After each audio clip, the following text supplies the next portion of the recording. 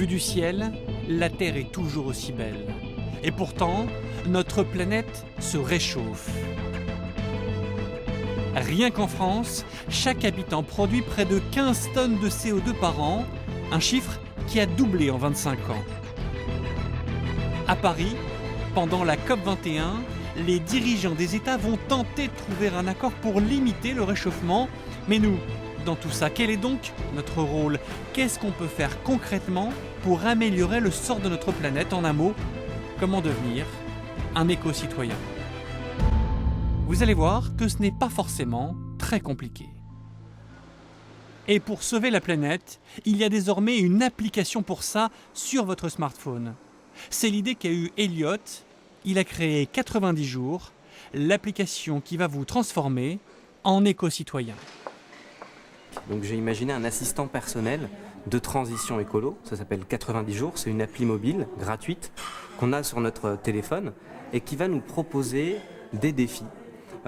C'est pas simplement des gestes, pas simplement des éco-gestes. L'idée c'est de commencer par un questionnaire pour imaginer un premier pas sur mesure, celui que vous allez avoir le plus de chances de réussir. Parce que le but c'est de vous dire bravo très rapidement et de vous donner envie de continuer et d'entrer dans une sorte de réaction en chaîne et ensuite que vous soyez autonome, que vous n'ayez plus besoin de l'appli et que vous ayez conscience de votre impact environnemental et de ce que vous pouvez changer dans votre vie quotidienne. Apprendre à trier ses déchets.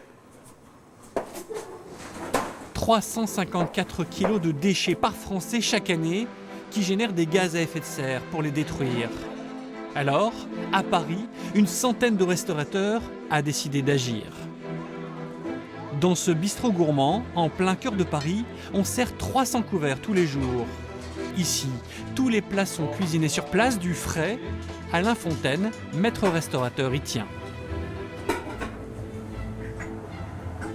Ça va, mais on crème un peu, on muscade et on est bon. Et pour réduire ces déchets, le restaurant a investi dans un ustensile dernier cri. Vous allez voir comment un simple économe peut tout changer. Ce couteau économe que vous voyez, vous n'en voyez pas beaucoup des comme ça, c'est un peu comme une célèbre lame de rasoir, ça passe en 2 fois, ce qui fait qu'on a des pluches beaucoup plus fines et donc on gagne aussi de l'argent. Mais ce n'est pas tout, car ici les épluchures et les déchets bio ont leur propre poubelle. Ils vont être recyclés. 75 kilos en moyenne tous les jours, rien que pour ce bistrot. Des déchets collectés par Patrick. Ça va en usine de méthanisation. On fait du gaz avec, du compost, qui est après réutilisé par les véhicules. Nous, on roule avec des véhicules gaz. Au lieu d'aller les brûler dans des incinérateurs où ça coûte de l'énergie pour les brûler, nous, on en fait du carburant, on en fait de l'énergie, aussi bien électrique ou carburant gaz. Avec 1 tonne de biodéchets collectés, on arrive à faire 1500 km à un véhicule. C'est bien, c'est pas mal. Avec ce système, 560 tonnes de déchets sont collectés, de quoi parcourir 840 000 km. Un cercle vertueux pour les restaurateurs et leurs équipes. Aujourd'hui, avec ce système de déchets, je suis un éco. C'est-à-dire que je me sens bien avec ce qui se passe dans la société aujourd'hui. Avant, j'étais dans les gradins, aujourd'hui, je suis sur la scène. Et c'est ça qui m'intéresse, c'est de participer. Ça change qu'on est acteur, ça change qu'on participe, ça change qu'on est motivé. Il y a un grand volontarisme chez tous mes collaborateurs, parce que là, je parle, mais je parle pour tous mes collaborateurs qui ont appris ce que c'était que le recyclage, qui ont appris à faire attention. Il y a une autre ambiance. Mais il n'y a pas que les restaurateurs qui s'y mettent. Les particuliers aussi recyclent leurs biodéchets. Dans les Yvelines, c'est l'heure pour Frédéric de donner à manger à ses nouvelles pensionnaires. Depuis un mois, sa communauté de communes lui a confié 2 poules et un poulailler. Une poule consomme à peu près 150 kg de déchets organiques par an. Donc on peut lui donner les restes de repas, les épluchures, etc. Tout ce qui est organique. Comme lui, 50 familles ont reçu ces gallinacés. Une expérimentation qui permet de réduire de 30% ces déchets. Mais il y a aussi un autre avantage. Avec cette alimentation, les poules pondent des œufs 100% bio. On en a mangé déjà pas mal, mais donc c'est ma fille qui note la date de ponte. à chaque fois. Donc celui-là, c'est du 22. Et donc on en a à peu près une dizaine depuis 15 jours. Et là aussi, ce premier pas écolo sert à sensibiliser les familles. Ça peut participer à une prise de conscience pour réduire ses déchets, se poser la question de comment est-ce qu'on consomme nos légumes par exemple. Est-ce qu'on peut consommer les fans plutôt que les jeter des carottes par exemple, faire des soupes ou des choses comme ça. L'idée c'est en même temps de se poser la question de la manière dont on consomme. À Paris, après les déchets, c'est un nouveau défi qui s'annonce pour Elliot, notre apprenti écolo. Choisir un habitat positif. Car nos maisons sont des passoires. Un chiffre, 40% des émissions des gaz à effet de serre proviennent de la mauvaise isolation des bâtiments. Antoine, lui, a trouvé une solution. De l'extérieur, sa maison ressemble à toutes celles du lotissement. C'est à l'intérieur que la différence se trouve. Antoine, pourquoi il n'y a pas de radiateur dans votre maison ? Eh bien, ici, on est dans une maison passive, alimentée par des sondes géothermiques. Donc, on est alimenté par des planchers chauffants, tant au rez-de-chaussée qu'à l'étage. Une maison passive. Pour comprendre comment elle fonctionne, il suffit de se rendre à la cave. Ici, on peut appeler ça une salle des machines, avec une pompe à chaleur pour la production d'énergie pour les planchers. Ici, il y a 3 moyens de production d'eau chaude. En primaire, vous avez le solaire. Tant qu'il y a de l'énergie gratuite, pourquoi ne pas en profiter? Cycle géothermique en cas de nécessité ou électrique en période creuse. Dans cette maison, donc, on produit de l'électricité. Tout est fait pour profiter des énergies naturelles comme le soleil. L'isolation, elle, retient la chaleur, notamment avec des fenêtres isolantes. C'est du triple vitrage. D'ailleurs, il suffit de regarder l'épaisseur et les joints qui permettent une étanchéité parfaite des fenêtres. Donc, je dirais, c'est réellement un élément spécifique pour accroître la performance de la maison. Même si elle lui a coûté 15% plus cher, la maison d'Antoine produit quasiment autant d'énergie qu'elle n'en consomme et au final, vous allez voir qu'elle va lui rapporter de l'argent. L'électricité que vous consommez, ça vous coûte combien ? C'est à 0,11 centimes du kilowattheure, alors que l'électricité vendue à EDF est vendue à 0,57. D'accord, donc ça veut dire que permet... vous gagnez de l'argent sur votre facture. Tout à fait. Combien ? La différentielle, pour l'instant, à l'année, si on évalue ça à l'année, c'est de l'ordre de, suivant l'ensoleillement, entre 200 et 400 euros l'année. Aujourd'hui, Antoine est heureux dans cette maison, il s'y sent bien. Mais il lui aura fallu batailler pendant 2 ans avec des artisans, un architecte et la mairie pour imposer ces solutions écologiques. Car il faut le reconnaître, construire une maison passive est souvent un chemin de croix en France. Ça se mérite, parce que si on va simplement, comme on fait les vitrines, dire écoutez, voilà, pointer du doigt, voilà, je veux telle maison ou tel produit, je pense que là, on n'y arrivera pas. Il faut absolument qu'on soit imprégné, convaincu et aussi démarché jusqu'à obtenir les solutions qu'on veut. En France, même s'il n'existe aucune statistique, on évalue à 2000 le nombre de maisons passives. C'est beaucoup moins qu'en Allemagne. Difficile de changer les mentalités. Un constat partagé par Emmanuel Coste. Il est architecte et il conçoit des bâtiments publics à énergie positive.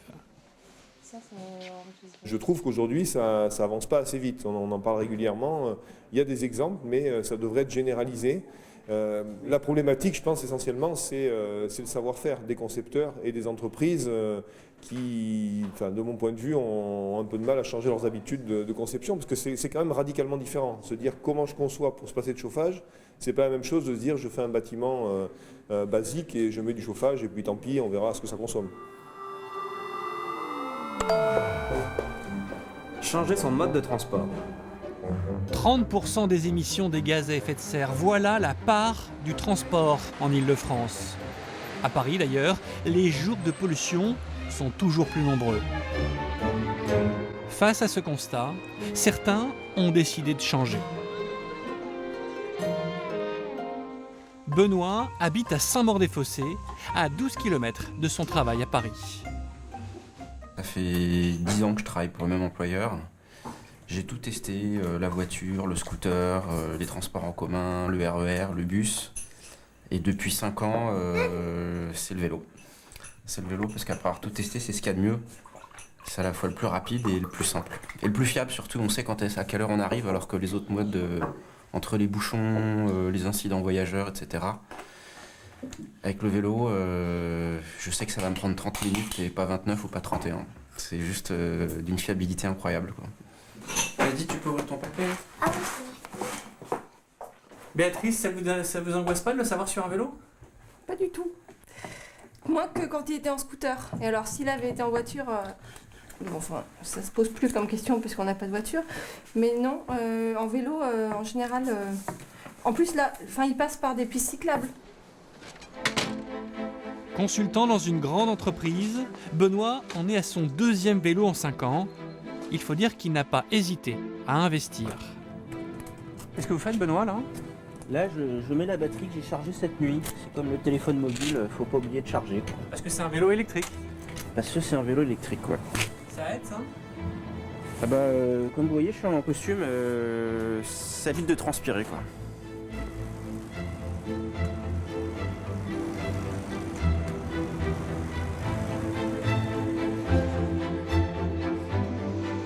Contrairement à ce que je pensais avant de m'y mettre, c'est pas fatigant, c'est l'inverse, ça redonne de l'énergie, surtout le soir, quand on en a plein les bottes, qu'on a faim, qu'on a envie de rentrer chez soi. Attendre un quart d'heure le RER, c'est juste insupportable. En 5 ans, Benoît est devenu un militant du vélo. Et pour lui, il y a bien un déséquilibre entre cyclistes et automobilistes.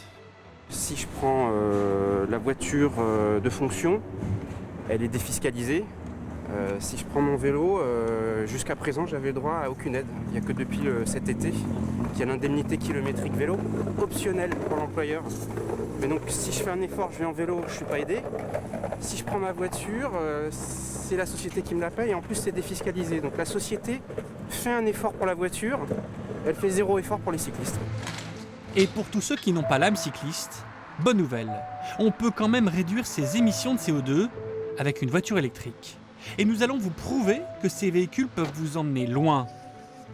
Nous avons demandé à Guillaume de nous conduire avec sa Zoé jusqu'à Deauville, depuis Paris 15e, soit 240 km. La voiture électrique, elle est à l'automobile ce que l'hélicoptère est à l'aviation. C'est-à-dire qu'on a un rayon d'action qui est moins important et puis il faut calculer son parcours, son itinéraire, ses points de chute, ses points de recharge. Et pour rejoindre Deauville, pas question de prendre l'autoroute A13. Guillaume choisit la nationale. D'abord parce que la vitesse y est moins rapide, 90 km/h. Il faut dire qu'à 130, la Zoé ne pourrait pas rouler plus de 70 km. Mais surtout parce que la route est plus plate, moins dénivelée. Dans ces conditions, il est assez facile d'arriver jusqu'à Rouen pour une recharge. On a 2 heures de route donc pour arriver jusqu'à Rouen, place Martin Luther King, et il nous reste 47 km d'autonomie. Voilà, donc on avait de la marge, sous-entendu qu'on a roulé décontracté sans aucune tension par rapport à notre autonomie. 55 minutes plus tard, la voiture est entièrement rechargée. Nous avons eu le temps de déjeuner. La Zoé, elle, est prête à faire les 110 derniers kilomètres entre Rouen et Deauville. Au final, nous aurons mis 4h30 pour faire ce trajet au lieu des 2h30 avec une voiture thermique et l'autoroute. Car être éco-citoyen, c'est aussi accepter de prendre son temps. C'est une autre approche automobile. Il faut revoir ses fondamentaux par rapport à ça. Et finalement, on est beaucoup moins stressé, donc on s'expose beaucoup moins d'un point de vue accidentogène, etc. Voilà. La preuve en est, on est là. Tout s'est bien passé et ça a été très agréable pour tout le monde. Bilan de ce trajet Paris-Deauville, rouler en électrique nous aura coûté 0 €, mais surtout 0 émission de CO2, contre 33 € en voiture thermique, péage et carburant inclus. Mais surtout, nous aurions produit plus de 51 kg de CO2. La preuve par les chiffres qu'être éco-citoyen est autant un choix écologique qu'économique.